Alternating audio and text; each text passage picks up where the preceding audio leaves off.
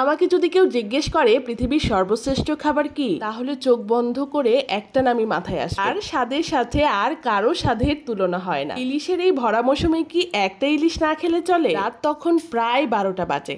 মাছটা কেটে ধুয়ে নিয়েছি। ডিমওয়ালা ইলিশ মাছের সাথে হালকা একটু লবণ, হলুদ আর মরিচ, ব্যাস সামান্য একটু মশলা ভালো করে মাছের সাথে মাখিয়ে ভেজে নেব সরিষার তেলে। কড়া করে মাছটা ভেজে নেওয়ার পরে তার সাথেই ভেজে নেব কয়েকটা শুকনো মরিচ। আহা, আজকে সেই ছোটবেলার কথা মনে পড়ছে। ছোটবেলায় আব্বুকে দেখতাম ইলিশের মৌসুমে 2টা ইলিশ ছাড়া কখনো নিয়ে আসতেন। বাজার থেকে এসে সাথে সাথে একটা ইলিশ আম্মুকে দিত, এক্ষুনি ভাজো। গরম গরম ভাতের সাথে ইলিশ মাছ আর ইলিশ মাছের তেল, সাথে 2টা শুকনো মরিচ আর একটুখানি পেঁয়াজ ভাজি। বাঙালির জীবনে আর কি লাগে বলুন তো? 1 প্লেট ভাত সাবার হয়ে যাবে 1 টুকরো ইলিশ দিয়ে। আমি জানি ইলিশ মাছকে ঘিরে আপনাদেরও এমন অনেক স্মৃতি আছে। আজকে সেগুলো জানতে চাই, কমেন্টে অবশ্যই